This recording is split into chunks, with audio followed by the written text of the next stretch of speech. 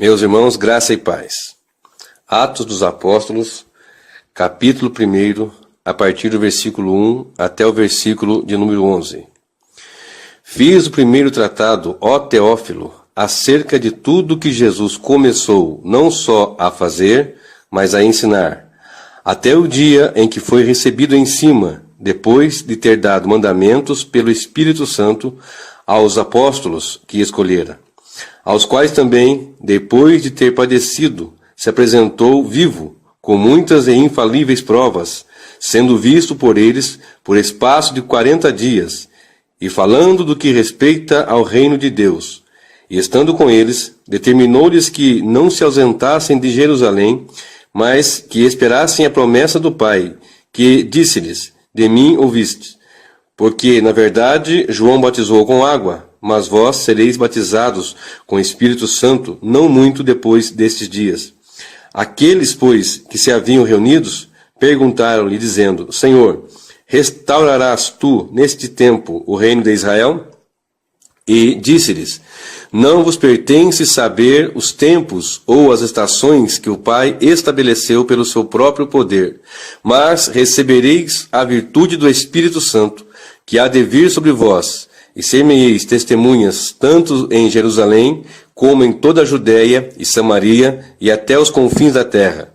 E quando dizia isto, vendo-o eles, foi elevado às alturas, e uma nuvem o recebeu, ocultando-o aos seus olhos.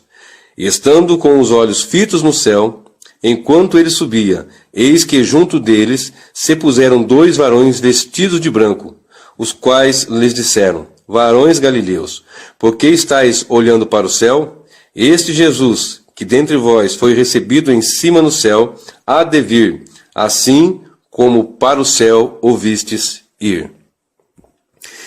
Nessa passagem, nesse texto, muito conhecido da igreja, muito pregado, muito até anunciado, desde tempos remotos, e enfatizados sobre essas grandes promessas, grandes ensinos em 11 versículos são nos dados, sobre a promessa futura, sobre aquilo que eles receberiam naquele instante, naquela sequência, que seria o revestimento do Espírito Santo, de que eles seriam cheios do Espírito Santo para anunciar as verdades, a palavra do Senhor, para serem missionários, para serem pregadores. E esses apóstolos, recebendo do Senhor, naquele instante em que Jesus ia sendo assunto ao céu, enquanto eles olhavam, uma nuvem ocultou o Senhor, naquele êxtase, ali observando o Senhor, naquela subida dele, olhando até que uma nuvem o encobriu. E continuando olhando, 2 varões de branco ao seu lado surgiram e disseram para eles: Varões galileus, vocês estão olhando para cima por qual razão? Se o mesmo Senhor, desta maneira que vocês estão vindo, virá do céu. E eles ali, naquele êxtase, naquela alegria, naquele gozo de receber essas promessas, de contemplar e de ter anjos ao seu lado, afirmando, confirmando a palavra que Cristo já lhes havia dito, eles saíram dali alegres, saíram dali felizes e ficaram reunidos no cenáculo. Cerca de 500 pessoas, mais ou menos, estavam, e quando no cenáculo eles foram revestidos do Espírito Santo, em Atos 2, haviam menos de 120, cerca de 120, 118, 115, 119, menos de 120 pessoas, destes cerca de 500 que ficaram. E o que nos chama a atenção, e eu quero frisar para essa mensagem, é o versículo de número 11, que diz: Os quais lhes disseram: Varões galileus, por que estáis olhando para o céu? Este Jesus, que dentre vós foi recebido em cima no céu, há de vir, assim como para o céu o vistes ir. Da mesma forma, exatamente como vocês olharam, estavam contemplando e viram visivelmente, claramente, gloriosamente, vocês estão vendo, da mesma forma ele retornará. E essas promessas bíblicas são promessas aqui no Novo Testamento e são promessas gloriosas na Antiga Aliança. Os profetas, desde os mais remotos tempos, profetizaram acerca da volta do Senhor, do seu retorno em sua primeira vinda e também da sua segunda vinda. Porque a primeira vinda ocorreu, ocasionou, aconteceu, mudando até a marcação dos tempos nas eras. Tanto que nós dizemos antes de Cristo e depois de Cristo. Antes da sua vinda e depois da sua primeira vinda. E agora nós aguardamos ansiosamente. Quando eu digo nós, eu digo a igreja. Pelo menos deveria ser, ou deve ser, o anelo da igreja, a maior esperança da igreja, o maior desejo da igreja, a vinda gloriosa, o retorno glorioso de nosso Senhor e Salvador Jesus Cristo. Esse deve ser o maior anelo. Agora, em muitos anos passados, e que vão se discorrendo, a esperança em muitos vai se esvaziando, a esperança em muitos vai se esfriando, a esperança em muitas comunidades, em muitas nações, já perderam o seu vigor, já perderam a sua firmeza, já perderam toda a sua expectativa e a sua esperança. Mas ainda nesses últimos tempos, nesses últimos momentos da existência da humanidade, antes do retorno de Jesus, existe ainda um remanescente, existe ainda um povo, existe ainda uma igreja, ou a igreja do Senhor, que anela, que espera e que regozijante está aqui, santificando-se, esperando a bendita esperança, aguardando o desejado de todas as nações. Agora, como será esta vinda? Essa vinda é muito discutida, pelo menos em 3 linhas de pensamento: pré-tribulacionistas, mid ou meso-tribulacionistas e pós-tribulacionistas. Embora existam estas divergências e algumas outras variáveis menores, fundamentalmente e basicamente são essas 3 as maiores e as mais comentadas, todas essas linhas, sem dúvida alguma, todas elas acreditam na bendita esperança da volta do Senhor. Acreditam no arrebatamento da igreja. Uns acreditam que haverá 7 anos de grande tribulação, e os chamados pré-tribulacionistas dispensacionalistas dizem que o Senhor voltará de forma secreta para raptar, para o rapto, harpazo em grego, para raptar a igreja, e depois de 7 anos voltará com a igreja para implantar o reino milenar. Uma outra linha de pensamento é que durante 7 anos de grande tribulação, em 3 anos e meio, o Senhor vem e acontece esse arrebatamento da igreja. E existe a linha pós-tribulacionista que afirma que o Senhor voltará, e quando ele voltar, voltará logo após a grande tribulação. Independente de todas essas linhas de pensamentos, todos eles concordam num ponto: Cristo voltará. Cristo voltará para arrebatar a sua igreja. Cristo voltará para estabelecer gloriosamente a eternidade com a sua igreja. Para tanto, o versículo aplicado, o versículo que nós estamos aqui frisando, 11, garante que ele voltará.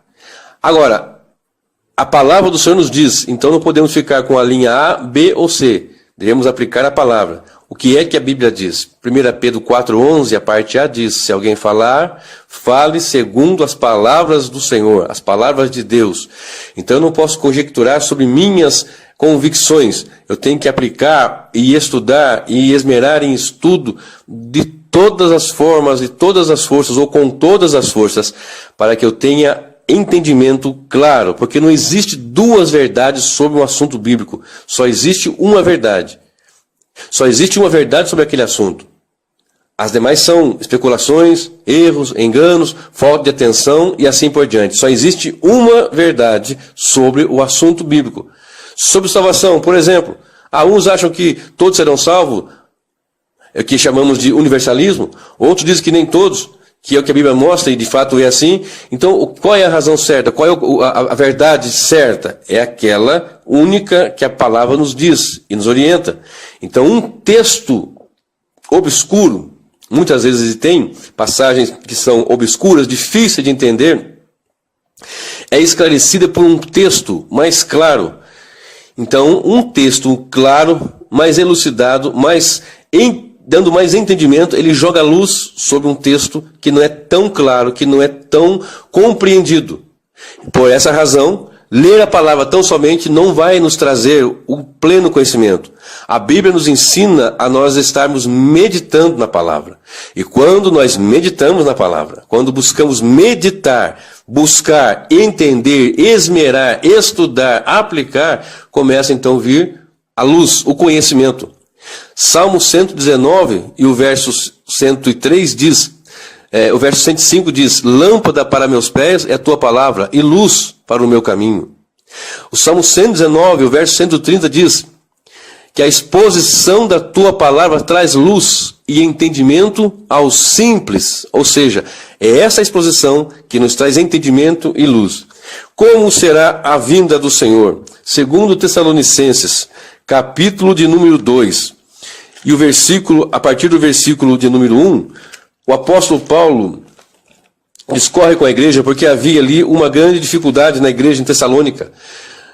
Existem duas passagens, uma em 2 Pedro 3, no capítulo 3, e essa de 2 Tessalonicenses, capítulo 2, a partir do versículo 1, porque em 2 Tessalonicenses havia ali um comentário na igreja que Cristo já tinha vindo, que tinha arrebatado a igreja e que os santos tinham ficado. Eles tinham dito que o Senhor já tinha vindo e até mesmo havia uma carta dos apóstolos, de Paulo, de Pedro, dos irmãos ali, dizendo isto. E o apóstolo Paulo, ele enfatiza sobre a vinda do Senhor, dizendo como será a sua vinda. Observemos o que diz 2 Tessalonicenses, capítulo de número 2, a partir do versículo 1.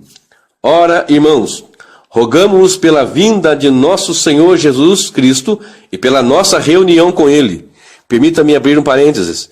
Aqui nesse versículo, temos uma enfatização do como será a vinda do Senhor, frisando que a vinda dele, no mesmo momento, no mesmo instante, também é a nossa reunião com Ele. Repetindo, ora, irmãos, rogamo-vos pela vinda de nosso Senhor Jesus Cristo e pela nossa reunião com Ele, que não vos movais facilmente do vosso entendimento, nem vos perturbeis, quer por espírito, quer por palavra, quer por epístola, como de nós, como se o dia de Cristo estivesse já perto.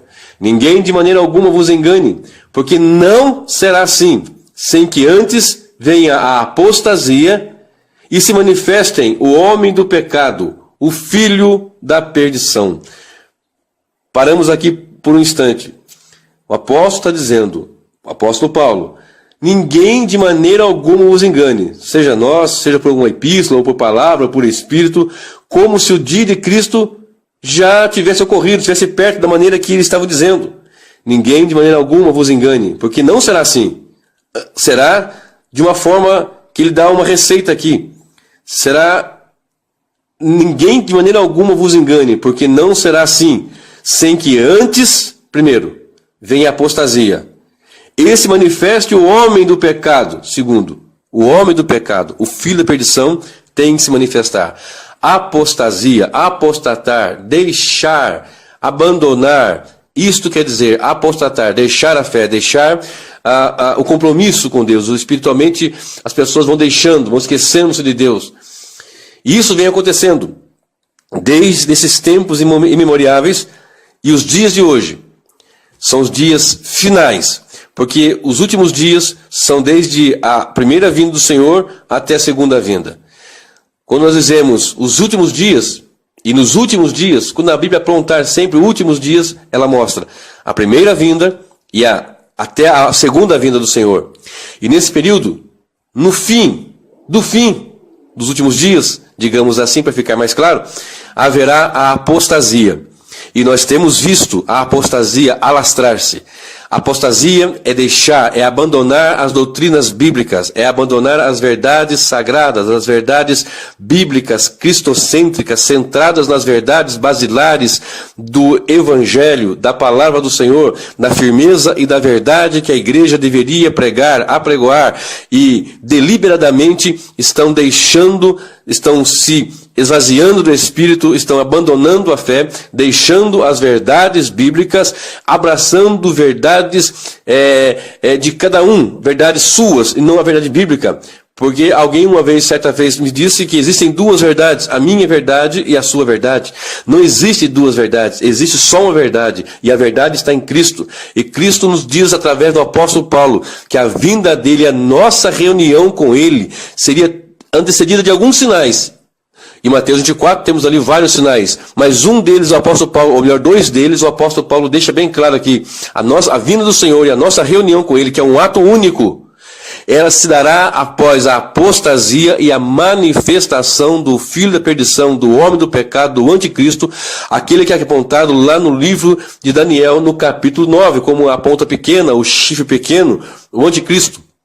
E quando nós olhamos e observamos essa passagem, e nos aplicamos a estudar esse texto, entendemos que a apostasia está em plena força.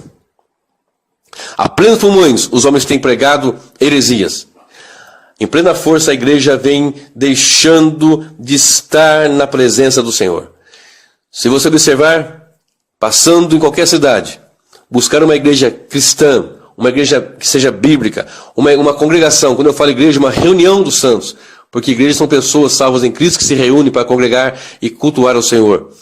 A grande dificuldade é de encontrar uma igreja que não esteja mistificada. A grande dificuldade é encontrar uma congregação de santos onde não haja mistificação, onde o centro, na verdade, seja Cristo e não o homem. Porque em muitos lugares o centro da adoração é o homem, é aquele pastor, ou é aquele apóstolo, ou é aquela mulher que profetiza, que é aquele vaso, que é isso, que é aquilo, e as pessoas adoram aquele ser, adoram aquela pessoa, em detrimento das verdades bíblicas da adoração única e exclusiva ao Senhor. Isso é apostasia. A igreja que abandona a pregação do evangelho, que abandona o evangelho, que abandona o evangelismo. Charles Haddon Spurgeon, uma das suas frases, ele disse assim: todo cristão ou é um missionário ou é uma fraude. Se nós não somos uns cristãos para sermos pregadores ou anunciadores do Evangelho, em sua concepção, Charles Haddon Spurgeon, que foi considerado como o príncipe dos pregadores, ele dizia: todo cristão é um missionário, ou então ele é uma fraude. Então nós vemos uma igreja hoje fraudulenta, uma igreja que vem abandonando a fé, deixando invadir-se pela apostasia, e a apostasia se alastra diuturnamente, de natureza que são sinais inequívocos da bendita esperança da vinda do Senhor. Então nós olhamos para um segundo ponto. Haverá apostasia. E olhamos para a televisão, num programa de chamado evangelho, dá nojo, dá asco. Não conseguimos assistir. Porque o indivíduo só sabe pedir dinheiro. O indivíduo só sabe falar em riquezas. O indivíduo só sabe dizer que você deve ir para a reunião para ganhar dinheiro. Dinheiro, mas muito dinheiro. O indivíduo tenebroso, que se reúne com aquelas massas também tenebrosas, porque desejam mamão, porque desejam muito dinheiro, porque amam aquilo, em detrimento da verdade da palavra e da graça de Cristo. Querem a riqueza, querem mamão, querem andar debaixo da tutela de um homem tenebroso que eles o têm como seu próprio Deus, como seu próprio Messias, e o que ele falar é regra, o que ele falar é lei. Isto é apostasia. Deixaram a pregação da cruz, deixaram a pregação do sangue, deixaram a pregação da volta do Senhor, deixaram a pregação do arrependimento, da graça, da bendita esperança do Senhor voltando. Não. E hoje é dinheiro e mais dinheiro e mais dinheiro, e assim por diante vai se alastrando, e a apostasia vem se tornando vasta no meio do povo de Deus. Não virá o Senhor antes que aconteça a apostasia. E isso tem acontecido, e pasmem, pior vai ficar. E o segundo ponto que o apóstolo Paulo apresenta é que também deve manifestar-se o filho da perdição, o anticristo. Aquele que vai ser um déspota, um governante, alguém que vai ser considerado como Messias, aquele que vai colocar as coisas em ordem. Aquele que vai ser um líder político, militar, um articulador político, militar, alguém que terá o poder do próprio adversário. E será investido desse poder e fará prodígios e maravilhas. Essa mensagem não vai enfocar essa questão do anticristo. Se Deus permitir, em uma outra ocasião, eu trago um estudo somente sobre o anticristo. Mas o foco dessa mensagem, e o tema, e o título dessa mensagem é: como será o nosso encontro com Jesus em sua segunda vinda? Como será o nosso encontro com Jesus em sua segunda vinda? Quando ele voltar, será uma coisa boa ou será uma coisa ruim? Quando ele voltar, isso será alegria ou isso será tristeza? Isso será um motivo de regozijar ou será motivo de se lamentar? Quando o Senhor voltar, vamos nos alegrar ou vamos lamentar terrivelmente por causa da sua vinda? O apóstolo Paulo garante em 1 Tessalonicenses, no capítulo 4 e no versículo 16, dizendo que o mesmo Senhor, esse Jesus que os anjos disseram aqui, o mesmo Senhor descerá do céu com alarido, com voz de arcanjo e com a trombeta de Deus. E os que morreram em Cristo ressuscitarão primeiro. Depois nós, os que tivermos vivos, seremos arrebatados juntamente ao encontro do Senhor nos ares. E assim estaremos para sempre com o Senhor. Portanto, consolai-vos uns aos outros com estas palavras. Ora, então deve ser uma coisa boa, uma coisa gloriosa, visto que os mortos em Cristo ressuscitarão, e nós vivos, pela ocasião da vinda do Senhor, teremos nossos corpos transformados em corpos de glória. Um corpo que não vai ter mais doença, que não vai ter mais cansaço, que não vai ter mais nenhum tipo de mal. Um corpo que não vai mais tombar por terra morto, não vai ter diabetes, não vai ter chaga, não vai ter vírus, não vai ter mais doenças nenhuma. Isso é glorioso, isso é para se alegrar, é para regozijar. Mas é isso que a Bíblia diz? A Bíblia diz isso. Mas a pergunta é, para nós, para mim e para você que está ouvindo essa mensagem, que vai ouvir essa mensagem na internet, a vinda do Senhor é motivo de alegrar ou motivo de entristecer? Deveria ser motivo de alegrar. Esse deve ser o anelo, deve ser o regozijo, deve ser a esperança, a maior esperança na vinda do Senhor. Em Mateus 24, verso 27, diz que a vinda do Senhor será como relâmpago, assim como o relâmpago sai do Oriente e se mostra no Ocidente, assim será a vinda do Senhor. E será visível. O relâmpago ele sai rápido de um lado para o outro, mas é visível. E nós vamos ver, aqueles que estiverem aqui e o que tiverem tombado por terra por ocasião da sua vinda ressuscitarão. Então é motivo de alegrar. Você que perdeu sua mãe, o seu pai, a sua irmã, o seu avô, o seu tio, o seu esposo, a sua esposa, o seu filho, um amigo querido, um ente querido, e que dorme nos braços do Senhor. Você pode se alegrar e regozijar. E a Bíblia nos diz aqui, como eu citei em 1 Timóteo 4, a partir do verso 4,16, que ele disse, no finalzinho, regozijai-vos então, consolai-vos, a melhor dizendo, uns aos outros com essas palavras. Que consolo é esse? O maior consolo é que o Senhor voltará e vai ressuscitar o que estão dormindo nele. E vai transformar os nossos corpos, cansados e abatidos, num corpo de glória, assim como é o corpo dele. Algumas pessoas dizem que a coisa mais certa da vida é a morte. Muitos dizem a coisa certa, a única coisa certa da vida é a morte. Não é certo que você vai casar, não é certo que vai ter filhos, não é certo que vai ser bem-sucedido, mas a única coisa certa é a morte. E eu refuto isso com a palavra do Senhor. A única coisa certa da vida é a volta do Senhor em glória para ressuscitar o seu povo. E nem todos dormiremos. Mas na frente eu vou dizer sobre a passagem de Coríntios que nem todos dormiremos, mas todos transformados seremos. Ou seja, então, nem todos vão morrer, nem todos vão experimentar a morte. Agora, isso é para nós nos alegrarmos ou para nós nos entristecermos? Será algo bom ou será algo ruim, terrível, tenebroso a vinda do Senhor? Você pode estar me perguntando, mas pregador, isso é algo bom. A vinda do Senhor é o anelo da igreja. Bom, há 40, 50, 30 anos atrás, as mensagens nos púlpitos eram sobre a cruz, sobre o sangue, sobre a graça, sobre a vinda do Senhor, sobre a eternidade de glória com Cristo. Infelizmente, como a apostasia está aí instalada, infelizmente, como a apostasia está aí comandando e o mundo no maligno, jaz no maligno, nós observamos que essas pregações têm sido banidas de muitos altares, de muitos púlpitos. Em muitos lugares sequer abrem a Bíblia e pregam a palavra. Em muitos lugares não tomam a palavra do Senhor, não usam da palavra para ministrar, porque essa palavra é ela que fortalece, ela que nos encaminha nos caminhos santos. E essa palavra, no livro do profeta Joel, vamos ver como será a vinda do Senhor, que o Senhor concedeu essa visão, ou esse entendimento, ao profeta Joel. Joel, capítulo de número 2, a partir do versículo de número 1.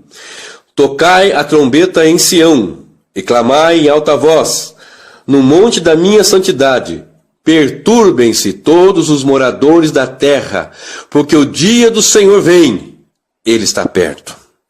E continua o profeta: dia de trevas e de tristeza, dia de nuvens e de trevas espessas, como a alva espalhada sobre os montes, povo grande e poderoso, qual desde o tempo antigo nunca houve, nem depois dele haverá, pelos anos adiante, de geração em geração.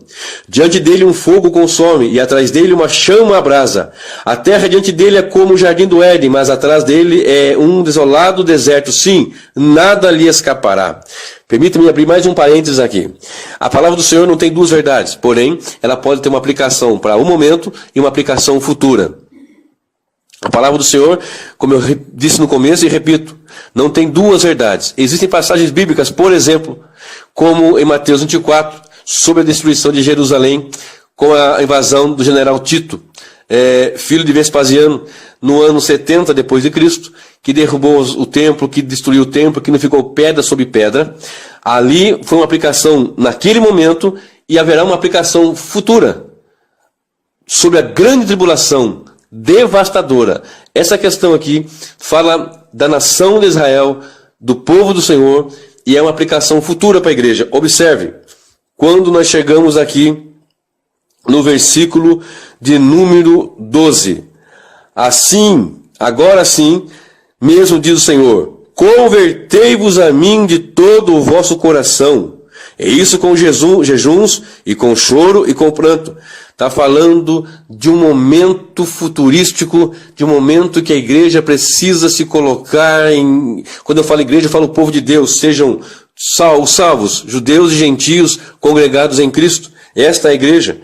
E quando nós olhamos para essa passagem, para esses textos bíblicos, para esse versículo, diz assim: convertei-vos a mim de todo o vosso coração, é isso com jejuns e com choro e com pranto, e rasgai o vosso coração e não os vossos vestidos.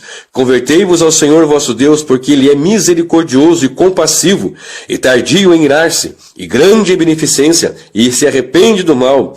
Quem sabe se voltará e se arrependerá, e deixará após ti uma bênção, e oferta de manjar e libação para o Senhor nosso Deus. Tocai a trombeta em Sião, santificai o jejum, proclamai um dia de proibição, congregai o povo, santificai a congregação, ajuntai os anciãos, congregai os filhinhos e os que mamam.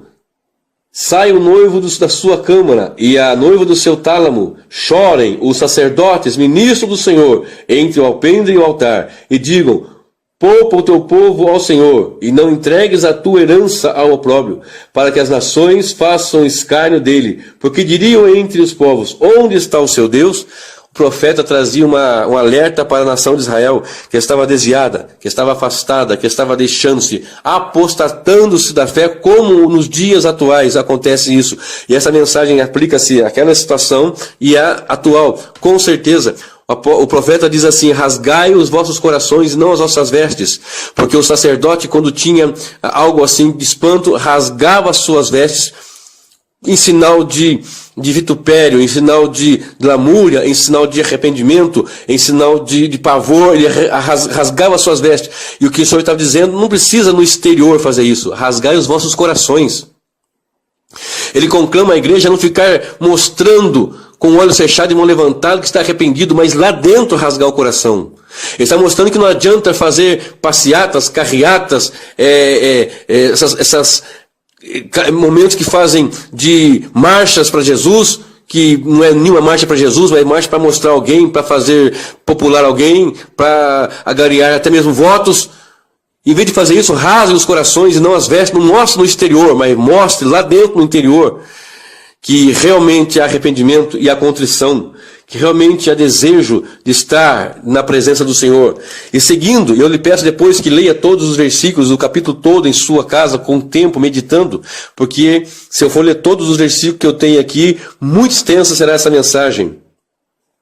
Agora observe o versículo 28 do capítulo 2, do mesmo capítulo que eu estou lendo com os santos. Verso 28. E há de ser que depois disto derramarei o meu espírito sobre toda a carne. E vossos filhos e vossas filhas profetizarão, os vossos velhos terão sonhos, e os vossos mancebos terão visões. E também sobre os servos e sobre as servas naquele dia derramarei o meu espírito, e mostrarei prodígio no céu e na terra, sangue, fogo e colunas de fumaça.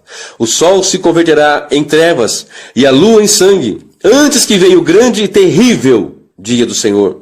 E há de ser que todo aquele que invocar o nome do Senhor será salvo, porque no monte de Sião e em Jerusalém haverá livramento, assim como o Senhor tem dito, e nos restantes que o Senhor chamar. Joel 2, de 28 a 32, traz uma síntese do que está acontecendo das promessas de Cristo no final dos tempos. Derramarei do meu espírito. Nós lemos ali o Senhor dizendo em Atos 1 e o verso 9. Fique em Jerusalém até que do alto sejais revestido de poder. Verso 8, melhor dizendo. Até que do alto sejais revestido de poder. E aqui o versículo diz que vai derramar o espírito sobre todo tipo de pessoa. Sobre homens, mulheres, velhos. E derramaria do seu espírito e prodígios aconteceriam. E no verso 31 diz, o sol se converterá em trevas. Isso daqui lá na frente, por ocasião da segunda vinda do Senhor. O profeta está sintetizando aqui que o sol se converterá em trevas e a lua em sangue. E há de ser que todo aquele que invocar, mas há uma esperança, arrependam-se, convertam-se. O profeta diz aqui no começo, ele diz assim, verso 12, convertei-vos a mim de todo o vosso coração, rasgai os vossos corações e não as vossas vestes. E quando lembro aqui, ele está dizendo, e há de ser que depois derramarei do meu espírito e os vossos filhos profetizarão. Ou seja, há uma esperança, há ainda a chance de estarmos avivados e cheios do Espírito Santo para ser uma igreja que no meio da apostasia ela possa ter o bom cheiro de Cristo, cheiro de vida. Porque a pregação do Evangelho ela pode trazer cheiro de vida e cheiro de morte. Cheiro de vida para aqueles que estão em Cristo e cheiro de morte para aqueles que não querem, não desejam e estão apostatando da fé, deixando a presença do Senhor. E o grande e terrível dia do Senhor acontecerá, vai acontecer e vai ocorrer. E nesse dia o sol se converterá em trevas e a lua em sangue, antes que venha o grande e terrível dia do Senhor. Há uma expectativa tenebrosa, terrível, sobre a vinda do Senhor, para aqueles que não estão no esconderijo do Altíssimo. A palavra do Senhor nos diz que quem está no esconderijo do Altíssimo está guardado, protegido, sem temer, sem tosquenejar. Ele pode estar ali fielmente servindo ao Senhor e adorando a Deus. Observe o que diz o profeta Sofonias. Sofonias capítulo de número 1 e o versículo 14. Eu repito por bondade, leiam todos os capítulos inteiros, os livros todos. Aliás, permita-me fazer um alerta. Se você é cristão, já faz algum tempo que serve a Deus, talvez até nasceu em berço evangélico, como alguns dizem, e nunca leu a Bíblia inteira, você não sabe o que está perdendo. A palavra do Senhor supera todo e qualquer livro que você possa imaginar, de história, de ficção, de verdades, porque ela traz verdades gloriosas, fundamentais, futuristas e para o momento. É mais atual como o jornal de amanhã, como já disse Billy Graham. A Bíblia é mais atual do que o jornal de amanhã. Então eu lhe convido não só a ler o texto que eu estou dizendo, mas se ater a meditar nas santas e poderosas sagradas letras do Senhor, da palavra do Senhor. Sofonias, capítulo 1 e o verso 14. O grande dia do Senhor está perto. E se apressa muito a voz do dia do Senhor, amargamente clamará ali o homem poderoso. Aquele dia é um dia de indignação, dia de angústia e de ânsia, dia de alvoroço e de desolação, dia de trevas e de escuridão, dia de nuvens e de densas trevas, dia de trombeta e de alarido contra as cidades fortes e contra as torres altas. E angustiarei os homens, e eles andarão como cegos, porque pecaram contra o Senhor. E o seu sangue se derramará como pó, e a sua carne como esterco. Nem a sua prata, nem o seu ouro o poderá livrar do dia do furor do Senhor. mas pelo fogo do seu zelo toda esta terra será consumida, porque certamente fará de todos os moradores da terra uma desolação total e apressada. Sofonias, capítulo 2, do verso 14 ao verso de número 18. Ora, agora há pouco eu comecei dizendo que o dia do Senhor será um dia de salvação, ou melhor, de transformação de corpos mortos em corpos vivos, que não morrem mais, de pessoas que estão vivas e serão transformadas, de reencontrar aqueles que partiram, que hoje estão ali celebrando ao Senhor na eternidade. E por que razão será um dia de densas trevas, dia de lamúria, dia de dores? É por causa da negligência da palavra, é por causa de deixar e abandonar, é por causa dessa apostasia que o apóstolo Paulo diz. E Joel diz, olha, rasgai os vossos corações e não as vossas vestes, porque o que está por fora muitas vezes é bonito. Às vezes as pessoas se enfeitam e as pessoas costumam olhar para aquele estereótipo dizendo, esse aí é um crente, esse aí é uma mulher de Deus, essa daí é uma serva do Senhor, e o estereótipo está ali. Ela rasga as suas vestes, grita, demonstra, pula, sapateia, mas o seu coração está ali duro. Como o profeta Ezequiel diz, que vai trocar o coração de pedra e colocar um coração de carne, mas há pessoas que não querem, preferem o coração de pedra duro. E por essa razão, para muitos, o dia do Senhor será um dia de densas trevas. Para você, será um dia de alegria ou um dia de densas trevas? Será um dia de lamúria ou um dia de regozijo? Será um dia que nós podemos dizer que é o dia mais esperado da igreja e da sua vida, ou será um dia de tormento e de grande angústia? Olha o que diz o profeta Malaquias, no capítulo 4 e no versículo 1. Malaquias 4, verso 1 diz, porque eis que aquele dia vem ardendo como fogo.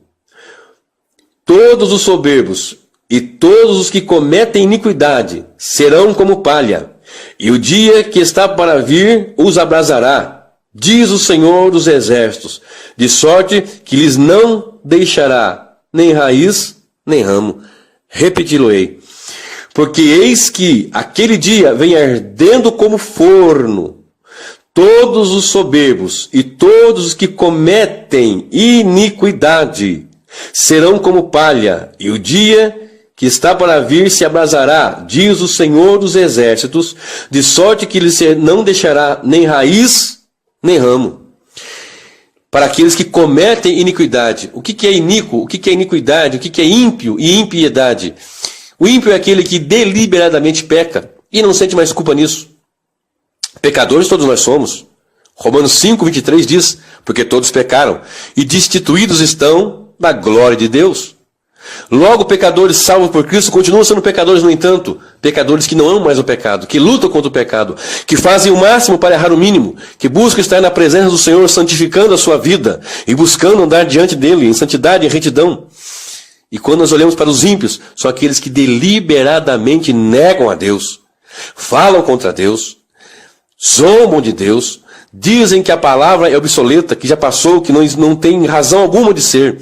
Isso é impiedade. Aqueles que pecam deliberadamente, adulteram deliberadamente, bebem, fumam, se drogam, se matam, adoram deuses, usam de magia, de espiritismo, que estão abraçados com o pecado e com o engano, deliberadamente. Isso é impiedade. Há poucos dias, um indivíduo no meu trabalho disse para mim que em outra vida ele tinha sido um médico. E ele olhou para mim e disse, você não crê em outra vida, né? Aí eu disse, da forma que você crê, não. Aí ele disse, você deveria crer. Porque uma vida só aqui é pouco para nós pagarmos todos os nossos pecados, nossos erros. Aí eu disse, eu creio numa vida assim com Cristo, porque suficientemente foi o que Cristo fez na cruz do Calvário, para perdoar meus pecados, todos os pecados, meus e seus, e de todos aqueles que se chegam a Ele pelo precioso sangue. Eu não preciso morrer, nascer, reencarnar e depois morrer de novo e reencarnar, não. Eu preciso apenas me chegar a Cristo e rasgar meu coração e confessar meus pecados e converter de todo o coração. Porque se não fizer assim, aquele grande dia do Senhor será um dia de densas trevas, que o profeta Malaquias diz que ele vai, que as pessoas, os ímpios, os que cometem impiedade serão como palha. E lá em João, o Senhor Jesus foi declarado pela boca do profeta João Batista que ele, o Senhor Jesus, tem a pá. que a raiz já está posta, o machado está posto à raiz das árvores, e que Jesus tem a pá, e que vai juntar no celeiro o trigo e a pá, ele vai lançar no fogo. E essa pá, aliás, a palha, ele vai juntar na pá e vai lançar no fogo. E esse versículo diz que os ímpios serão como palha. O ímpio, aquele que não quer a Deus, que não obedece a Deus, e que diz ser cristão, e vive na impiedade, no pecado, na mentira, no engano. Esse que diz que é servo do Senhor, mas que tem escai-gato. Esse que diz que é servo do Senhor, mas que faz gato na luz, gato na água, faz trambique, que faz um jeitinho de passar ali um dinheiro por baixo dos panos. Esse que diz que é servo do Senhor e que tem um amante e que tem ali na internet os seus contatos espúrios, sujos, imundos, perversos. Isso é impiedade. Mas vai chegar um grande dia em que nós vamos estar diante do Senhor. E o que vai ser da minha vida e da sua vida? Como é que nós vamos nos apresentar diante do grande rei? Mentimos diante do homem, mas não podemos mentir diante daquele que é soberano, que está sentado no alto e sublime trono. Mentimos, enganamos e fraudulamos e erramos e fazemos de tudo aqui na terra, mas vai chegar um dia que nós vamos estar diante do Senhor e vamos ser como palha ou vamos ser como trigo, que ele vai juntar em seu celeiro, ou como a palha que ele vai lançar no fogo. Mas observe também Malaquias. Eu vou ler o versículo primeiro e vou ler o versículo segundo agora. Porque eis que aquele dia vem ardendo como forno, todos os soberbos. Soberbo, aquele que não se dobra, que é duro de coração, aquele que ensoberbecido nas suas filosofias, nos seus entendimentos, não se dobra, não se coloca, não se posiciona em humildade diante do Senhor, chegando-se aos pés da cruz e pedindo: Senhor, me perdoa porque eu preciso do teu sangue, me perdoa porque eu preciso da tua misericórdia. Observe. Porque eis que aquele dia vem ardendo como forno, todos os soberbos e todos que cometem iniquidade serão como a palha, e o dia que está para vir os abrasará, ou seja, queimará, diz o Senhor dos exércitos, de sorte que lhes não deixará nem raiz, nem ramo. Mas para vós, que temeis o meu nome, nascerá o sol da justiça, e salvação trará debaixo das suas asas, e saireis e crescereis, como os bezerros no cevadouro. Existe uma esperança para aquele que teme o nome do Senhor, para aquele que pratica a iniquidade, para aquele que ama o pecado, que ama o mal, que quer o mal, que pratica o mal. O fogo do inferno lhe aguarda. A eternidade desprezado longe do Senhor lhe aguarda. A eternidade sem Cristo lhe aguarda.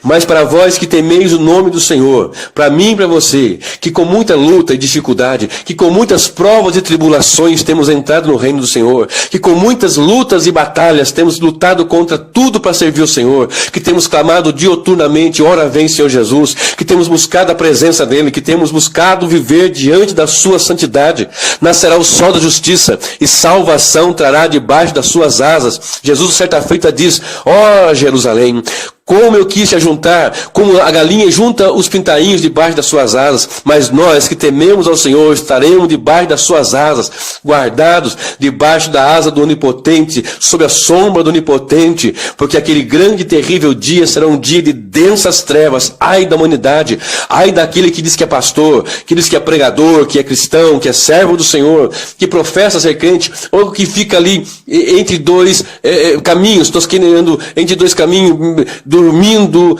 e não tem uma presença, não tem, melhor dizendo, a presença, e não está nem de um lado e nem do outro.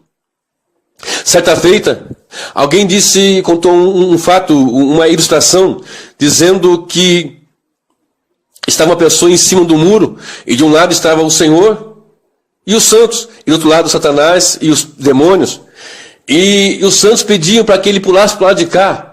Vem para cá, não fica em cima do muro não, pule para cá, pule para cá, pule para cá, não fica em cima do muro.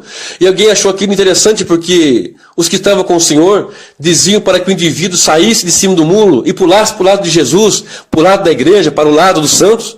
E ficou um tanto intrigado porque os demônios e Satanás ali do outro lado não diziam nada, ficavam quietos.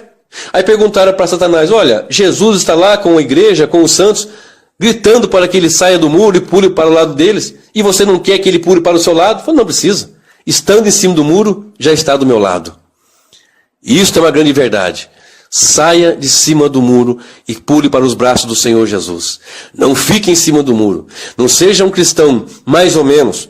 Porque para uma igreja morna, diz a palavra que o Senhor vomitará. Terá nojo, asco, algeriza. Para uma igreja fria, ele tem uma diferença, mas para uma igreja morna, ele tem nojo. Porque frio já é frio, já está na imundice. E a expectativa é que nós sejamos quentes, cheios do Espírito Santo. Porque está escrito assim, não vos embriagueis com vinho onde há contenda, mas enchei-vos do Espírito. Não extingais o Espírito, o apóstolo Paulo diz. Ou seja, mantenha essa chama ardendo. E esta vinda será terrível para muitos. Olha o que diz a palavra do Senhor. Para muitos que não têm a presença dele, para muitos que negligenciam, que brincam, que tosquenejam, que ficam entre dois caminhos, que ficam em cima do muro. Olha o que diz a palavra do Senhor no livro de Lucas, Evangelho de Lucas, capítulo de número 21. Lucas 21 e o versículo de número, a partir do versículo 25. Lucas 21, a partir do versículo 25. Olha o que diz. Na verdade, eu vou ler o versículo 20 para pegar melhor o contexto, mas vou enfatizar a partir do versículo 25. Mas quando virdes Jerusalém cercada de exércitos, sabei então que é chegada a sua desolação. Então os que estiverem na Judéia fujam para os montes, os que estiverem no meio da cidade saiam, e os que nos campos não entrem nela, porque dias de vingança serão estes, para que se cumpram todas as coisas que estão escritas. Mas ai das grávidas, e ai das que criarem naquele dia, porque haverá grande aperto na terra, e ira sobre este povo, e cairão ao fio da espada, e todas as nações serão levadas cativas. E Jerusalém será pisada pelos gentios, até que os tempos dos gentios se completem. Observe 25 agora.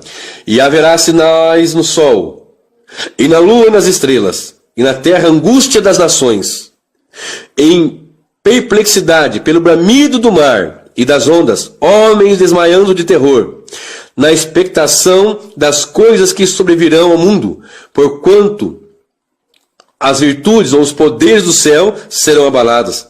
E então virão vir o Filho do Homem numa nuvem, com poder e grande glória. Lembra dos dois anjos, dizendo que ele voltaria numa nuvem? Eis aqui. Ora, quando essas coisas começarem a acontecer, olhai para cima e levantai as vossas cabeças, porque a vossa redenção está próxima. E disse-lhes uma parábola: olhai para a figueira e para todas as árvores, quando já têm rebentado, vós sabeis por vós mesmos, vendo-as, que está perto o verão. Assim também vós, quando virdes acontecer todas estas coisas, sabei que o reino de Deus está perto. E em verdade vos digo que não passará esta geração até que tudo aconteça. Passará os céus e a terra, mas as minhas palavras não hão de passar. Haverá sinais no sol. Falamos sobre Joel, apresentamos em Atos, e o versículo 26 diz que homens desmaiarão pelo bramido do mar, pela expectativa de grandes horrores. E hoje nós vemos pessoas que constroem habitações subterrâneas, pessoas que têm condições financeiras, de poder aquisitivo, pessoas que se associam a outros que têm poder aquisitivo para se proteger de grandes assolações, de tsunamis, de maremotos, terremotos, de abalos sísmicos e cósmicos. E a palavra diz, bem claro em Mateus 24, que um dos sinais seriam abalos sísmicos, abalos cósmicos, seriam tsunamis, coisas que têm tirado a paz de muitas pessoas.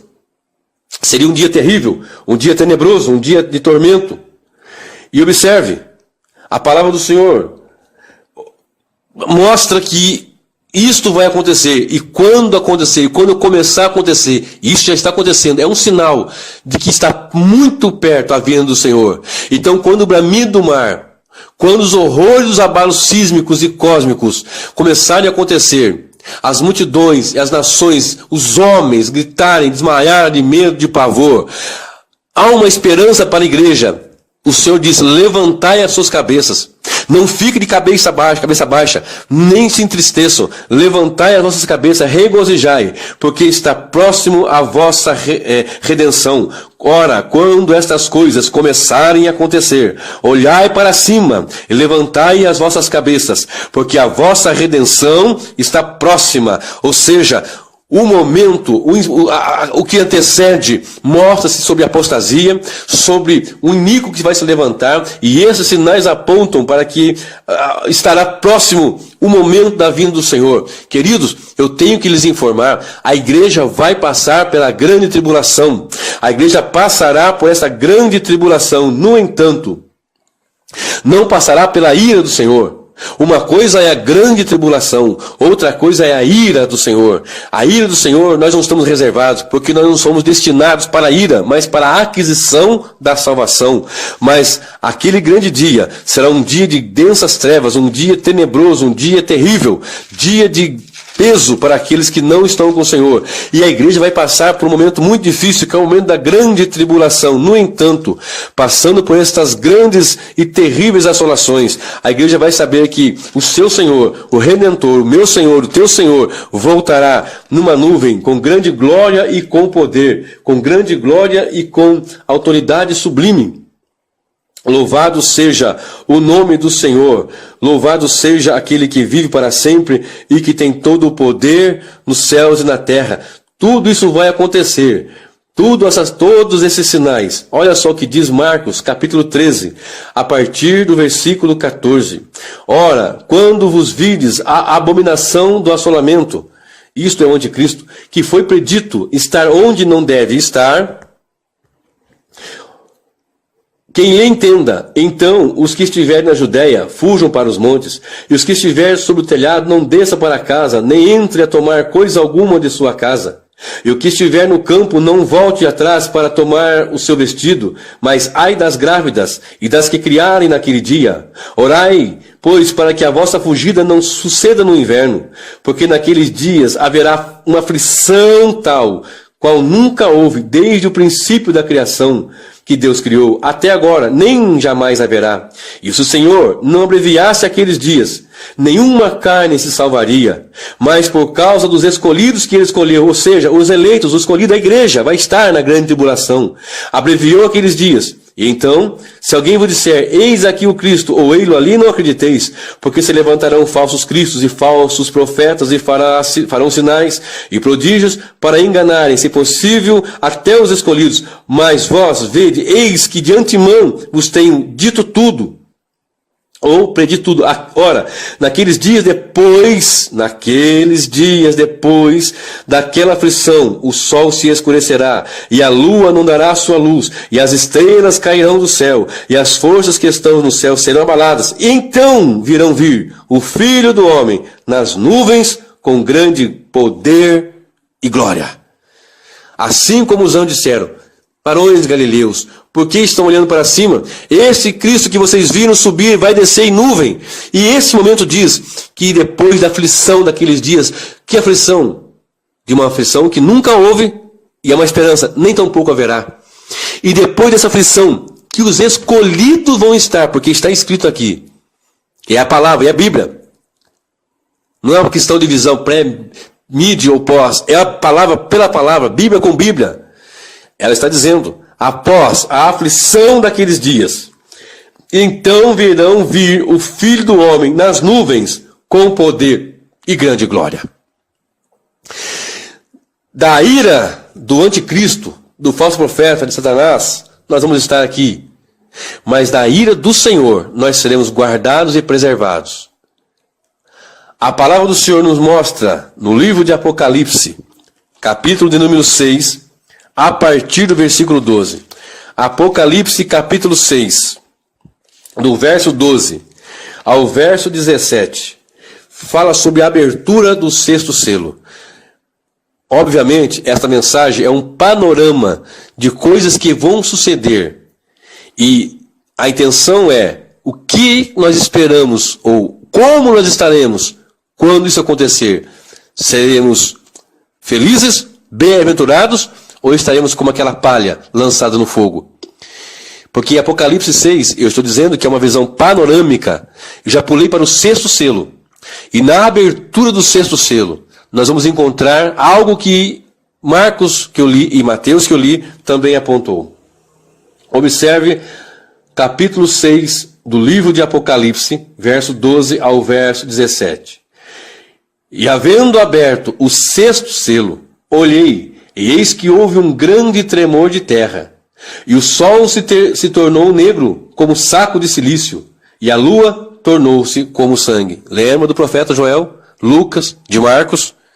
Aqui é a mesma coisa. E as estrelas do céu caíram sobre a terra, como a figueira lança de si os seus figos verdes, abalada por um forte vento. E o céu retirou-se como um livro que se enrola, e todos os montes e ilhas foram removidos dos seus lugares. Abalos sísmicos, cósmicos, terremotos, tsunamis, e os reis da terra, e os grandes, e os ricos, e os tribunos, e os poderosos, e todo servo, e todo livre, e se esconderam nas cavernas e nas rochas das montanhas, e diziam aos montes e aos rochedos: cai sobre nós, e escondei-nos do rosto daquele que está sentado sobre o trono, e da ira do Cordeiro, porque é vindo o grande dia da sua ira. Quem poderá subsistir? A igreja não está destinada à ira do Cordeiro. A igreja está destinada a regozijar-se com o Cordeiro, reinar com o Cordeiro, adorar ao Cordeiro, gloriosamente viver, eternamente celebrar. Mas o texto diz que na abertura do 6º selo, que culmina com a segunda vinda do Senhor, quando a igreja é arrebatada, ô glória, aí sim começa a ira do Eterno e a ira do Cordeiro.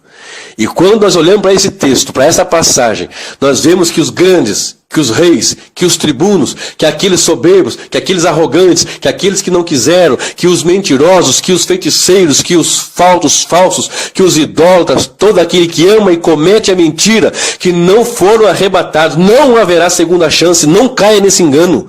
Não tem essa de uma segunda chance, que Jesus venha arrebatar a igreja e depois você vai ter uma segunda chance durante o período de grande tribulação. E alguns até diziam, e eu até preguei isso quando eu não tinha um entendimento mais claro, dizendo que aí então será sobre o seu próprio sangue que você vai ter que ter a esperança da vida. Não existe. Só a salvação pelo sangue. Só a vida eterna pelo sangue do Cordeiro.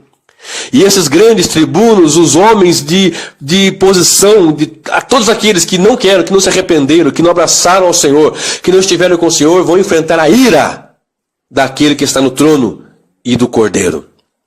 Tamanho vai ser o pavor, tamanho vai ser o espanto que esses homens vão dizer, vão entrar em cavernas e vão gritar para as montanhas, para os rochedos: caí sobre nós e nos escondam da ira daquele que está no trono e da ira do Cordeiro. Nos escondam daquele que está no trono e da ira do Cordeiro. Imagine, você que vê na televisão, quando acontece um deslizamento de terra, quando nós vemos na televisão, por ocasião de chuva ou alguma coisa, que ocorre aqueles deslizamentos que milhares de pessoas morrem, que coisa terrível. Quando aquelas rochas enormes, toneladas, elas descem e sucumbem pessoas, carros, cidades, caminhões, aquilo é terrível, mas as pessoas preferirão isto a ter que enfrentar aquele que está no trono e enfrentar a ira do Cordeiro. As pessoas vão preferir que montanhas caiam sobre eles, vão gritar: cai sobre nós, rochedo. Milhões de toneladas cubram-nos da ira daquele que está no trono, da ira daquele que está ali, porque para nós é uma visão terrível, para eu e você, a igreja, a vinda do Senhor é o maior anelo, a maior esperança. Mas para aquele que não tem Cristo, para aquele que não está em Cristo, será um dia terrível, um dia tenebroso, um dia de angústia, um dia de lamúria, um dia de pesar. Aqueles que zombam, segundo Pedro capítulo 3, diz a palavra do Senhor, que existem pessoas que zombam, pessoas que estavam dizendo: onde está a vinda do Senhor? Segundo a epístola do apóstolo Pedro, capítulo de número 3, segunda Pedro, capítulo 3, a partir do versículo 1, diz a palavra do Senhor: amados, escrevo-vos agora esta segunda carta, em ambas as quais desperto com exortação o vosso ânimo sincero. É a segunda vez que estava escrevendo, tentando, lutando para despertar o ânimo do povo, para que vos lembrais das palavras que primeiramente foram ditas pelos santos profetas, e do mandamento do Senhor e Salvador, mediante os vossos apóstolos. Ele está conectando as profecias com as mensagens de Cristo e dos apóstolos. Citei profetas aqui hoje. Citei a passagem do Senhor Jesus e estou citando os apóstolos. Estou nessa mesma conexão.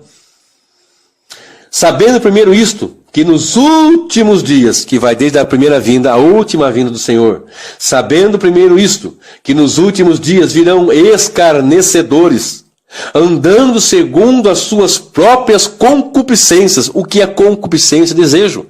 Haveria escarnecedores, pessoas que segundo as suas vontades estariam ali enganando, ludibriando, trazendo erros, heresias e enganos. E um dizendo até: onde está a promessa da sua vinda? Porque desde que os pais dormiram, todas as coisas permanecem como desde o princípio da criação. Nada mudou. Eles mentem aqui porque mudou assim. Porque quando o Senhor fez o homem na terra, no princípio que Deus dos céus e a terra era sem forma e vazia, nós andamos pelos capítulos seguintes, e no capítulo 6, no capítulo 5, já tem uma degeneração terrível da raça humana por causa do pecado. No capítulo 6 vem o dilúvio. Mudou sim, muita coisa mudou, mas eles aqui aplicam a mentira, porque são filhos da mentira, porque o diabo é o pai da mentira. João 8,44 diz isso. Eles voluntariamente, porque querem, voluntariamente, porque desejam, ignoram isto, que pela palavra de Deus, já desde a antiguidade, existiram os céus e a terra, que foi tirada da água, e no meio da água subsiste, pelos quais coisas pereceu o mundo de então, coberto com as águas do dilúvio. Mas os céus e a terra, que agora existem, pela mesma palavra, se reservam como tesouro e se guardam ou se aguardam para o fogo até o dia do juízo e da perdição dos homens ímpios. Haverá um dia em que os homens ímpios se depararão com o fogo da justiça e do juízo do Senhor. E toda impiedade estará ali por este fogo. Mas os céus e a terra que agora existem, pela mesma palavra, se reservam como tesouro e se guardam para o fogo até o dia do juízo e da perdição dos homens ímpios. Mas, amados, não ignoreis uma coisa, que um dia para o Senhor é como 1000 anos, e 1000 anos como um dia. Quando Deus criou os céus e a terra, abriu-se a cortina do tempo. Quando chegamos a esse momento que vai culminar com a vinda do Senhor, com a ressurreição dos mortos, com o arrebatamento da igreja, com o juízo dos ímpios e com a entrada dos santos na eternidade com Cristo, abrir-se-á a cortina da eternidade gloriosa com Cristo. Mas os ímpios estarão perecendo no inferno. Um dia é como 1000 anos, e 1000 anos como um dia. Para o Senhor, o tempo não é como para nós. Terrível é colocar 1000 anos dentro de um dia, e um dia dentro de 1000 anos. Para Deus é a mesma coisa. O Senhor não retarda a sua promessa, ainda que alguns a tenham por tardia. Não é que o Senhor retarda, é que alguns a têm por tardia. Certamente o seu avô, seu bisavô, alguém dizia que Cristo voltaria, e até hoje não voltou. Estamos hoje exatamente no dia 8 de abril de 2018. E neste dia, até o momento que eu estou falando, o Senhor não voltou.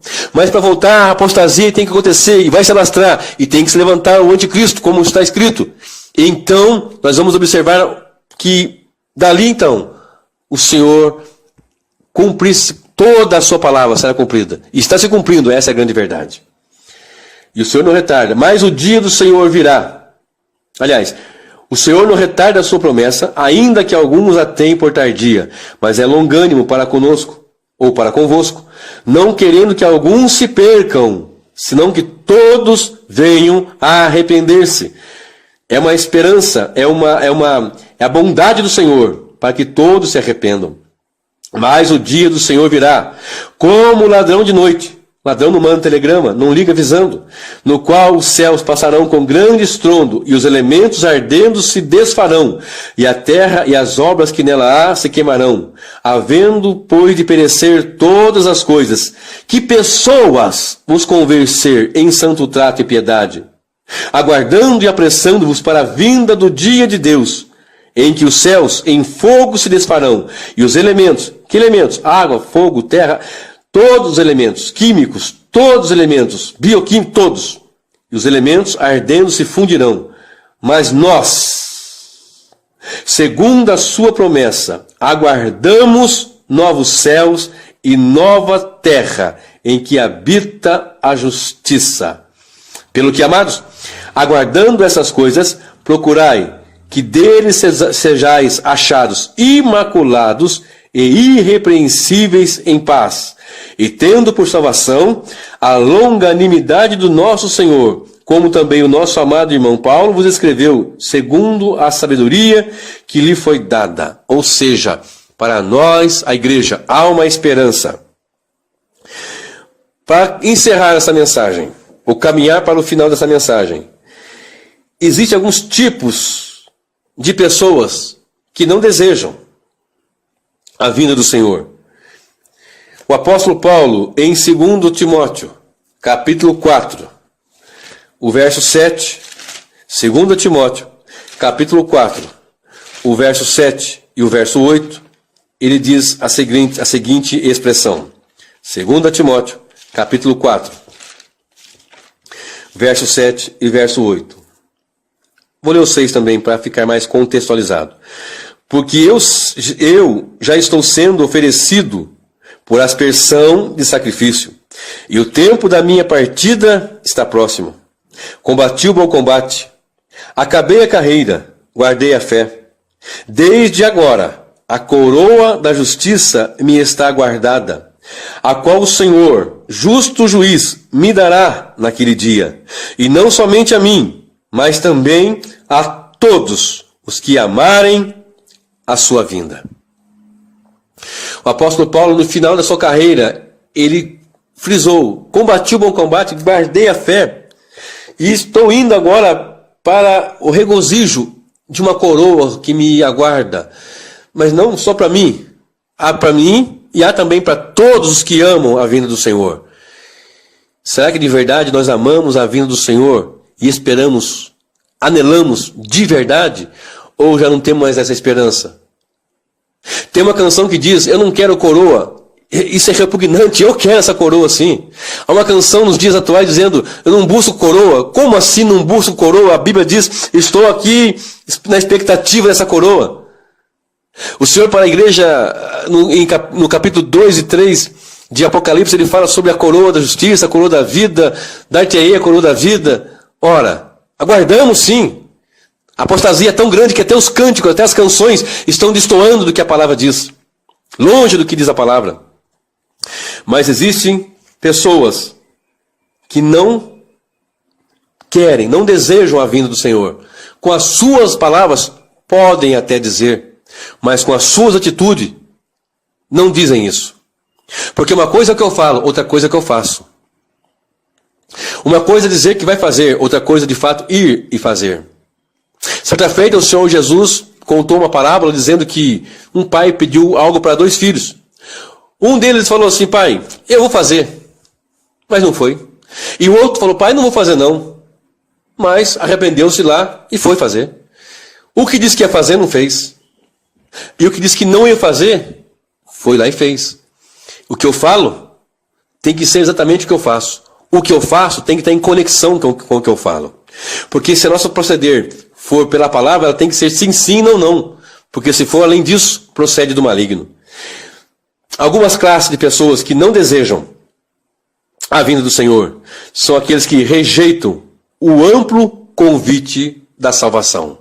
Mateus 11 e 28, disse Jesus: vinde a mim, vós todos que estáis cansados e sobrecarregados, e eu vos aliviarei. Muitos não querem, e essa mensagem é pregada constantemente. Muito embora pela apostasia em muitos lugares já não é pregada, mas ainda há um remanescente que prega e que anuncia essa verdade. Vinde a mim, vós que estáis cansados e oprimidos, e eu vos aliviarei. Em Lucas 14, no verso 15 ao verso 24, Jesus contou a parábola da grande ceia, em que um homem fez uma grande ceia, um banquete, e mandou que os seus conservos fossem chamar pessoas para esse banquete. E quando os seus servos, melhor dizendo, eles foram, alguns disseram: eu não posso ir porque eu comprei um terreno, eu não posso ir porque eu acabei de casar, eu não posso ir porque eu comprei juntas de para trabalhar no arado ou junto de boi, para cuidar da terra, eu não posso, foram se excusando. E chegaram ao Senhor e falaram, um diz que casou, o outro comprou terreno, o outro está envolvido com as coisas da terra, materiais, e não tem como vir. Aí o Senhor diz assim, vai pelos valados, pelos atalhos, pelas vielas, e chame as pessoas para que elas entrem. Forcem para que elas entrem, mas chame todos, chame os mancos, chame os cegos, os aleijados, chame todas essas pessoas, mancos, cegos, aleijados, coxos, chame, enche a minha casa, para que a minha casa se faz eles entrar, force-os a entrar. E eles saíram e foram para os valados, chamaram os aleijados, os coxos, os mancos, os cegos, para que entrassem na ceia, no banquete. Esse é um convite para a salvação. Aí eles voltaram, Senhor, fizemos como o Senhor nos mandou, e ainda há lugar. Não, vai lá e chame, force-os a que entrem para a minha ceia, porque nenhum daqueles que foram convidados e que rejeitaram provarão da minha ceia. Provarão da comunhão comigo, provarão da vida eterna comigo. Era isso que o Senhor estava dizendo. Então nós temos que sair e chamar as pessoas, venham, entrem, venha mancando, venha coxo, venha cego, venha doente, venha se arrastando, porque algumas pessoas dizem, olha, depois que eu parar de fumar eu vou, depois que eu divorciar eu vou, depois que eu me casar eu vou, depois que eu comprar eu vou, depois que eu vender eu vou, depois que eu sarar eu vou, depois que eu... Não, venha assim mesmo, venha do jeito que está. Mas não venha como está e fique como queira, venha como está e seja transformado pelo poder do Evangelho, da graça, da glória e do poder de Deus. Porque ainda há lugar. Chegar-se-á o dia em que não haverá mais este lugar. E nenhum dos que rejeitaram, e esses que rejeitam, não querem a vinda do Senhor, porque querem estar aqui, comprando e vendendo, casando e dando-se em casamento. E a vinda do Senhor será mesmo assim, como nos dias de Noé, casam e descasam, compram e vendem, levantam, vão trabalhar, vão para a escola, vão para a faculdade, para o curso, e virá o Senhor, inesperadamente, gloriosamente, mas repentinamente, quando os sinais se cumprirão, não sabemos, mas o Senhor voltará como o ladrão da noite, ou à noite. Aqueles que também não desejam a vinda do Senhor, são aqueles que não querem deixar o pecado. Provérbios 28, 13 diz, aquele que confessa, aquele que encobre as suas transgressões, jamais prosperará, mas aquele que confessa e deixa, alcançará misericórdia. O profeta Isaías, no capítulo 55, e o versículo 7, ele faz uma conclamação gloriosa, e esse é um convite, mas muitos não querem deixar o seu pecado. Amam o seu pecado? Não. Como é que eu vou deixar? Como é que eu vou viver para Deus? Abrogar de todos os meus prazeres, de tudo que eu gosto, de todos esses males, porque o Evangelho não é fácil. O Evangelho é perda, é deixar pai, mãe, irmãos, é renunciar, é tomar a cruz. Olha o versículo 7 de Isaías 55. Deixe o ímpio o seu caminho, e o homem maligno os seus pensamentos, e se converta ao Senhor, que se compadecerá dele. Torne para o nosso Deus, porque é grandioso em perdoar. Volte-se para o Senhor, deixe o pecado, mas aquele que é pecador contumaz, deliberadamente abraça o pecado, não deseja a vinda do Senhor. Alguns cristãos, ou pseudos cristãos, que dizem ser cristãos, estão tão envolvidos com o seu pecado, com a amante, com o dinheiro, com a promiscuidade, com o engano, com a falcatrua, com o império que montaram, porque a igreja não se funda, a igreja se forma, e é o corpo de Cristo, que o cabeça é Cristo, e este corpo, muitos deles fazem desse corpo comércio, e levantam seus impérios, são pessoas ali déspotas, tem pastores, presidentes, déspotas, que mandam matar, que mandam prender, só falta dizer quem vai ser salvo e quem não vai ser. Mas há um dia de prestação de contas, e o seu pecado, a sua soberba, não rende-se ao Senhor, o sumo pastor. Porque Deus deu pastores para a igreja, e não igreja para pastores. Ai de nós, pastores, ai de nós, que pastoreiem a si mesmo. Que nós tenhamos ali, sejamos livres desses pecados, livre dessa apostasia, livre desse engano, livre desses erros, de criar nosso império, de criar nosso domínio. Há pessoas que querem que o rebanho do Senhor esteja debaixo da sua cobertura, debaixo da cobertura de um apóstolo, debaixo da cobertura de um ungido. E a cobertura tem que ser do Espírito do Senhor. A cobertura tem que ser do Espírito de Deus. Ai dos pastores que apacentam a si mesmo, diz a palavra do Senhor. Outra categoria daqueles que não desejam, ou que pelo menos não esperam a vinda do Senhor, são aqueles que amam o mundo, as coisas mundanas. Muitos cristãos estão inseridos nisso, ou pseudos cristãos estão inseridos nisso, amam o mundo. Alguns desses, eles gostam de estar no domingo ali num culto, mas de segunda a sábado estão ali abraçados com a promiscuidade e com a mentira. Bebem, jogam, escandalizam, fazem orgias. Aí chega no domingo, é Deus no comando. Chega no domingo, Deus no comando, e posta nas redes sociais as suas fotos nas suas orgias. Aí no domingo, Deus no comando. De fato, Deus está no comando. Salmo 7 e o verso 13. Verso 11 e o verso 12. Salmo 7, verso 11 e o verso 12. Deus é um justo juiz, um Deus que se ira todos os dias. Se o homem não se arrepender, não se converter, Deus tem desembainhado a sua espada, armado o seu arco, está aparelhado para a batalha. Como será a vinda do Senhor? Para mim e para você. Para aqueles que rejeitam o amplo convite, serão dia de dessas trevas. Para aqueles que amam o pecado, serão dia de dessas trevas. Para aqueles que amam o mundo, 1 João, capítulo 2, o verso 15 ao verso 17 diz: não ameis o mundo, nem o que no mundo há. Se alguém ama o mundo, o amor do Pai não está nele. Se alguém ama o mundo, o amor do Pai não está nele. Porque o que há no mundo? A concupiscência da carne, a concupiscência dos olhos, a soberba da vida. Isso é do mundo. E o mundo passa, e a sua concupiscência. Mas aquele que faz a vontade do Senhor Deus permanece para sempre. Ou seja, aqueles que amam o mundo, as orgias do mundo, as festas do mundo.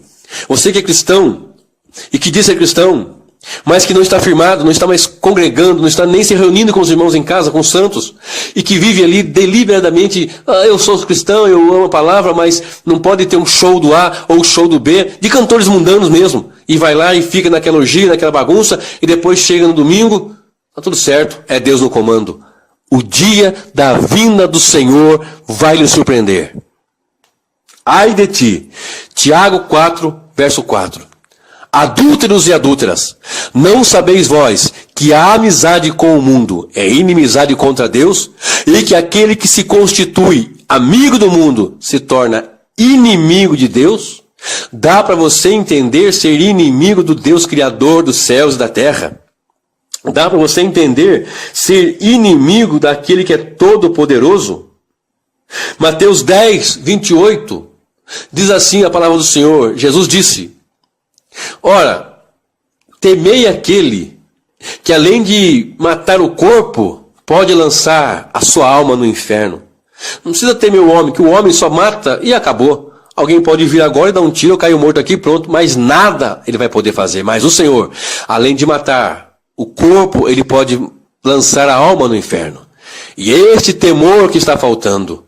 Será que a vinda do Senhor é esperada com reverente temor, ou nós estamos brincando? Uma outra classe de pessoas que não desejam, com as suas atitudes, a vinda do Senhor. Uma outra classe que com suas atitudes mostram que não aguardam a vinda do Senhor. São aqueles que estão inclinados para a carne. Romanos 8, o verso 5 até o verso 8 diz a palavra do Senhor. Romanos, capítulo de número 8, verso 5, diz o texto sagrado: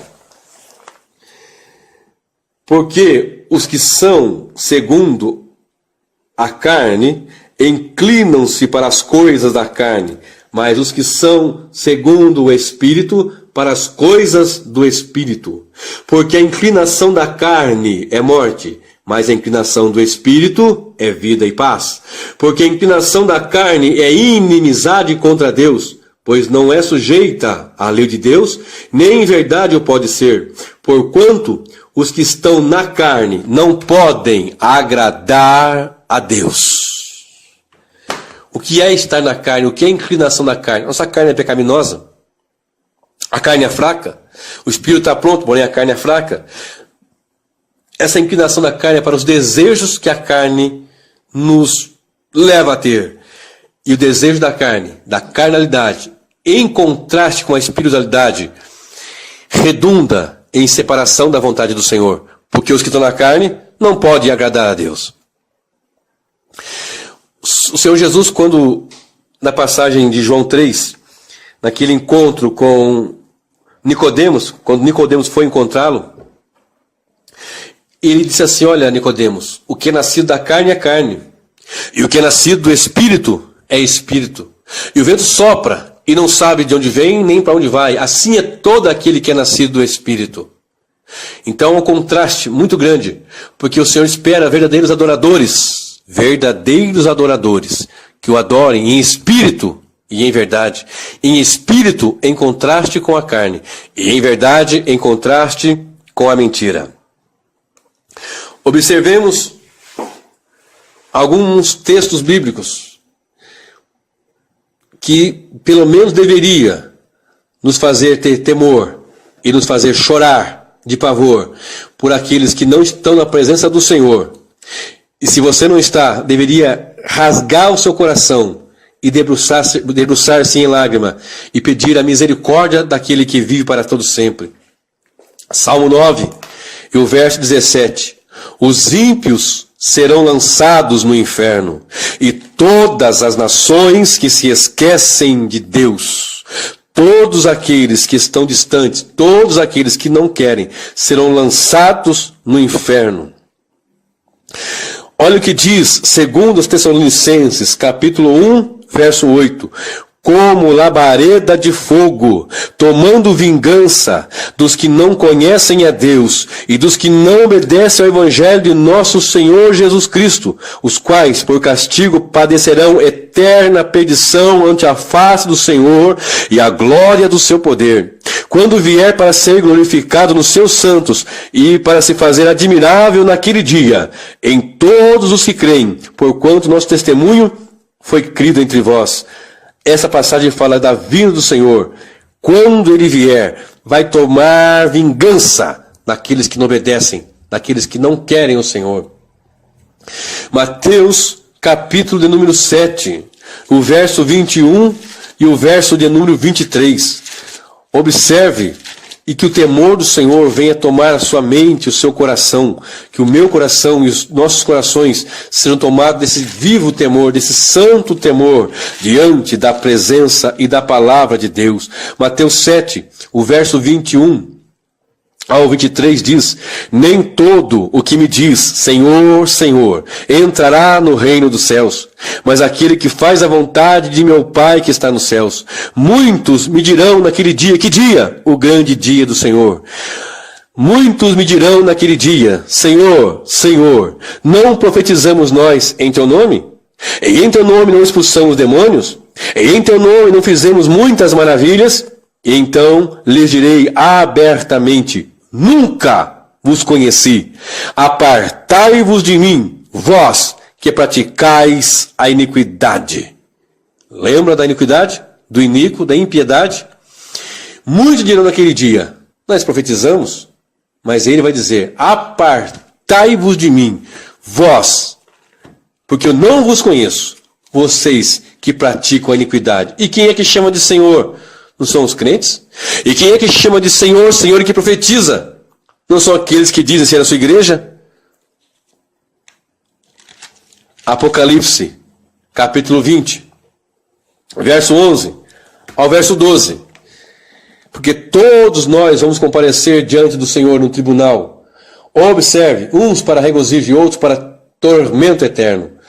E vi um grande trono branco, e o que estava assentado sobre ele, de cuja presença fugiu a terra e o céu, e não se achou lugar para eles. E vi os mortos, grandes e pequenos, que estavam diante do trono, e abriram-se os livros, e abriu-se outro livro, que é o da vida, e os mortos foram julgados pelas coisas que estavam escritas nos livros, segundo as suas obras. E deu o mar os mortos que nele havia, e a morte e o inferno deram os mortos que neles havia, e foram julgados cada um segundo as suas obras. E a morte e o inferno foram lançados no lago de fogo. Esta é a segunda morte. E aquele que não foi achado escrito no livro da vida foi lançado no lago de fogo. Vou ler também o versículo 8 desse mesmo capítulo 21.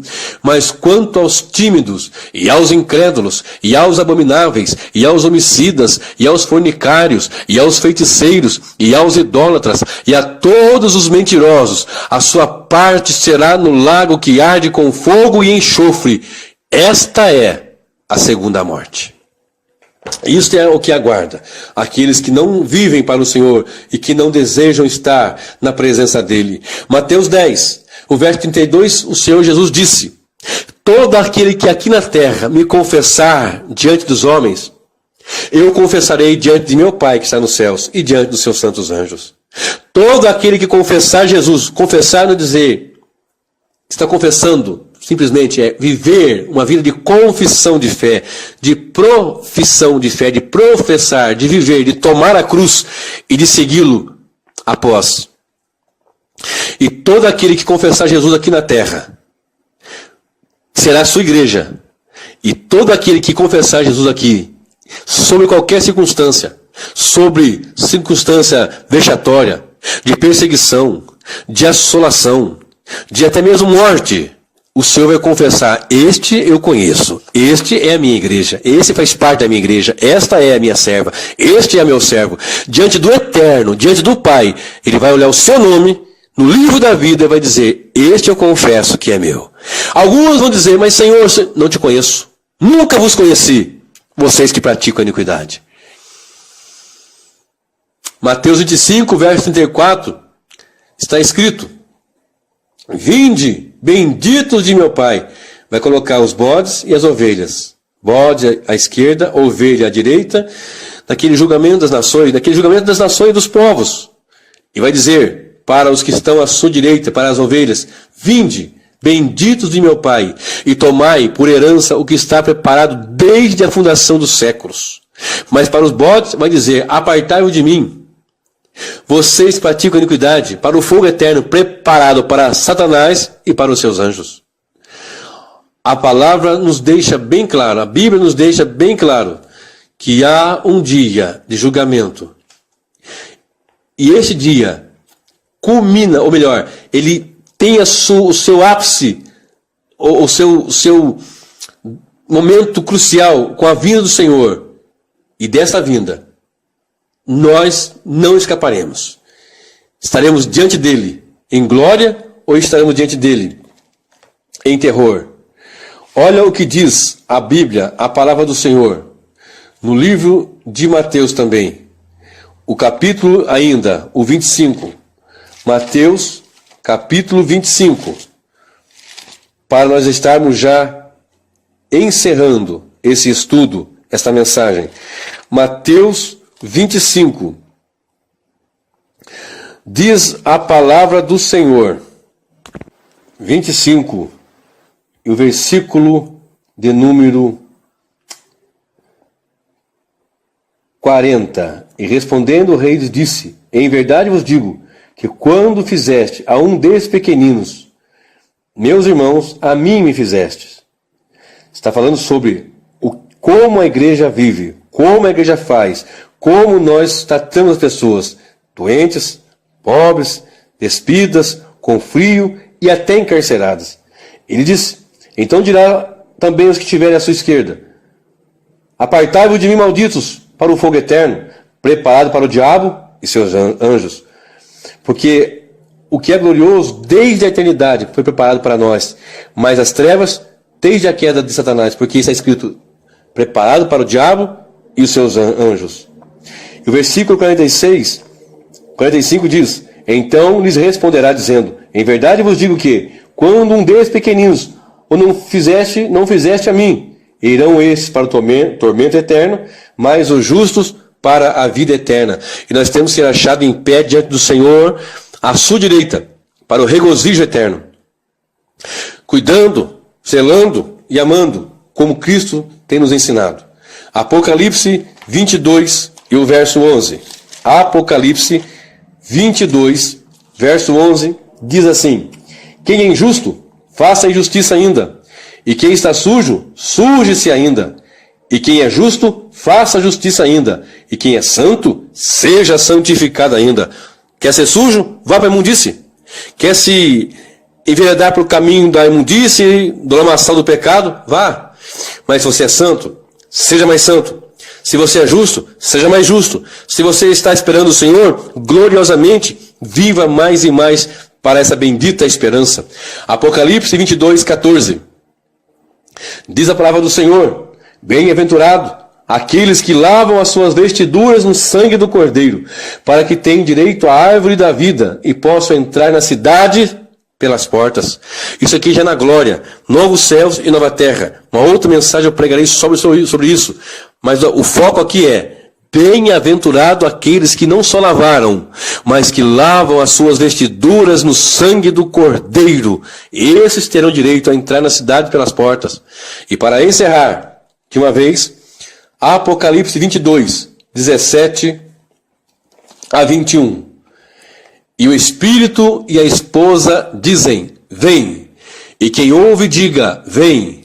E quem tem sede, diga: venha. E quem quiser, tome de graça da água da vida, porque eu testifico a todo aquele que ouvir as palavras da profecia deste livro, que se alguém lhes acrescentar alguma coisa, Deus lhe fará vir sobre ele as pragas que estão escritas neste livro. E se alguém tirar quaisquer palavras do livro desta profecia, Deus tirará a sua parte da árvore da vida e da cidade santa, que estão escritas neste livro. Aquele que testifica estas coisas diz: certamente cedo venho. Amém. Ora vem, Senhor Jesus. A graça de nosso Senhor Jesus Cristo seja com todos vós. Amém. Como será o nosso encontro com Jesus em sua segunda vinda? Será um dia de densas trevas ou um dia de regozijo? Será um dia que nós vamos gritar: montes e rochedos caiam sobre nós e nos cubram diante e nos escondam daquele que está no trono e da ira do Cordeiro?